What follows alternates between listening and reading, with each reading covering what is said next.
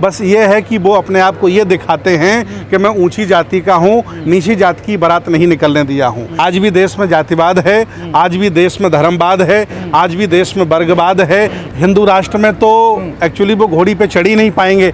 अभी चूंकि संविधान के भारत में घोड़ी पे चढ़ने का साहस करते हैं, हिंदू राष्ट्र बन जाएगा तो फिर वो घोड़ी पे नहीं चढ़ पाएंगे। वसुधैव कुटुंब का नारा देने वालों के लिए ये शर्म से चेहरा सर झुक जाने जैसी बात है। ये संविधान से चलने वाला भारत है, यहाँ मुख्यमंत्री प्रधानमंत्री जनता चुनती है। अगर ऐसा कोई करता है तो कठोरता से सरकार पालन करे। ये भारत के खिलाफ, मानवता के खिलाफ है, ये कुकृत्य बर्दाश्त नहीं किया जा सकता। ऐसी घटनाएं रुक नहीं रही हैं आखिर नहीं, जो आखिर ऐसा करते उन्हें मिल क्या जाता है, उन्हें कौन सी संपत्ति मिल जाती है, कौन सा पद सम्मान मिल जाता है। बस ये है कि वो अपने आप को ये दिखाते हैं कि मैं ऊंची जाति का हूँ, नीची जाति की बारात नहीं निकलने दिया हूँ। ये मानसिकता भारत को धूमिल करती है, भारतीय संस्कृति के खिलाफ है।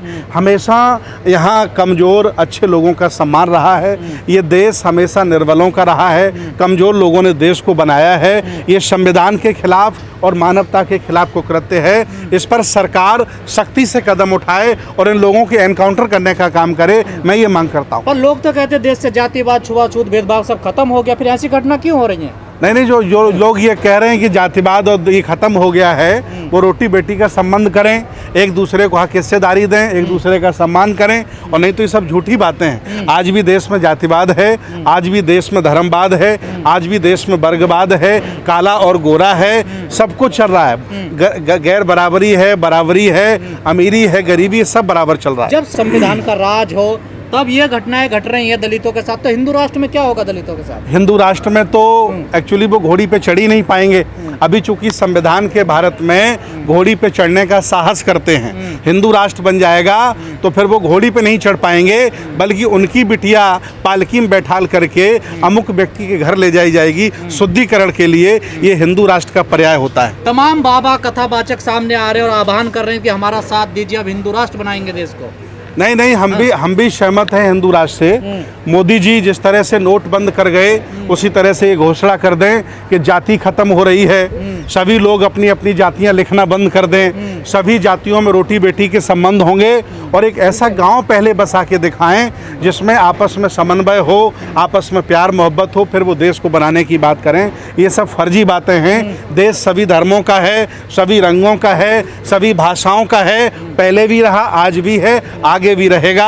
अलग अलग मान्यताओं का, ये तो कहने सनातनियों का देश है। नहीं, सनातनियों का देश है। सनातन का मतलब पुराना होता है, किसी व्यक्ति का देश नहीं है। सनातन का मतलब पुराना है, प्राचीन है, किसी व्यक्ति का देश नहीं है। वो लोग जो ऐसा कहते हैं उनकी मंशा कुछ गलत रही होगी, या फिर वो एक छत्र कब्जा करना चाहते हैं, या एक रंग का भारत को रंगना चाहते हैं, या फिर वो तानाशाही करना चाहते हैं। हिटलर के खानदान के लोग हो सकते हैं जो ये मांग कर रहे हैं कि भारत को एक रंग का रंगा जाए। देखिए, इस देश में तमाम संत गुरु महापुरुष आए और सबने इस देश को शील, करुणा, दया भाव के साथ जोड़ने का काम किया। तमाम इसमें ऐसे भी लोग आते रहे जो नफरत फैलाते रहे, जातिवाद फैलाते रहे, और ये हमेशा रहे हैं, पहले भी थे, आज भी हैं, आगे भी रहेंगे। लेकिन इस देश का अमन चैन शांति तभी संभव है जब सब लोग मिलजुल के रहें, एक दूसरे का सम्मान करें, और एक दूसरे के त्यौहार, एक दूसरे की संस्कृति की सम्मान करें और अच्छा करें। आपने त्योहार का जिक्र किया, होली है 2 दिन बाद, लेकिन रंगों से दिक्कत हो, अपने घर में रहे। होली खेलने वाले होली खेलें, नमाज पढ़ने वाले नमाज पढ़ें। सबका अपना अलग अलग स्थान है इस भारत में, और सबको हमेशा सम्मान मिला है। जो ये नफरत फैलाना चाहते हैं, या तो वो सफ़ेद पोश नेता हो सकते हैं, या नहीं, मुसलमान अपने नमाज मस्जिद में पढ़ने जाएं, पहले भी हमेशा जाते थे, जुमे की नमाज पढ़ें, और हिंदू भाई होली खेलें। मैं तो वैसे कई गांव आपको बता दूं जिसमें हिंदू भी रहते हैं और मुसलमान भी रहते हैं, और एक दूसरे पर होली भी खेलते हैं, और एक दूसरे के कार्यक्रम में भी शामिल होते हैं, और एक दूसरे के कह सकते हैं ईद के त्यौहार में भी शामिल होते हैं। ये लोग जो नफरत फैला रहे हैं, ये नेता हो सकते हैं, उनका कोई व्यक्तिगत लाभ होगा। हमारी फ्लाइट भी ज़्यादा है, इसलिए मैंने पहले ही निवेदन कर लिया, और अभी हम अपने बीच में 2 बहुत बड़े विद्वानों को सुने, उनकी विचारधारा को, और मुझे खुशी है कि हमारे साथी और समाजवादी पार्टी के नेता, इसे माननीय नेताजी बहुत मानते थे। सम्मानित साथी भाई दिसंबर निसार जी की बहुत ही दिलचस्पी है समाज को उठाने का और जो अन्याय प्रचार मौजूदा सरकारों से हो रहा है उससे छुटकारा देने का। तो मैं इनको भी विशेष तौर से उनके प्रति आभार मानता हूँ। योग तो मुद्दे बहुत हैं और मुद्दे सब ऐसे हैं कि सभी मुद्दों का निराकरण और समाधान जरूरी है। और जितने आज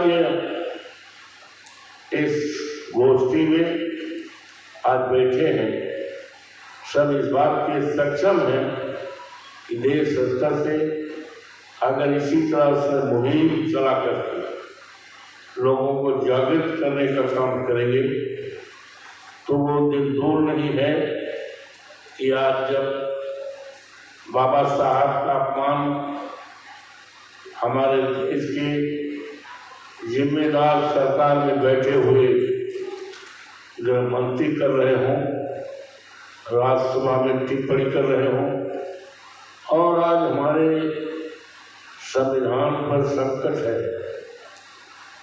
इसमें पार्लियामेंट चल रहा है, आज तीसरा दिन है।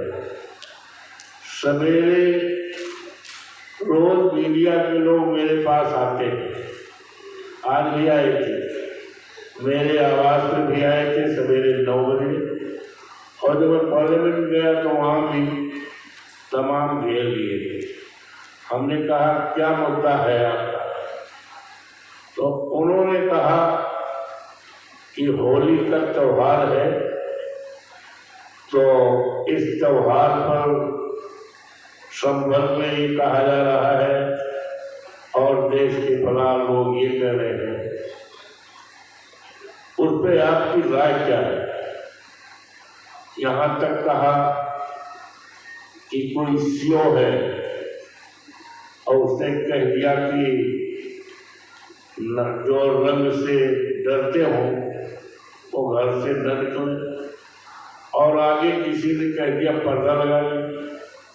तो आपकी क्या राय है?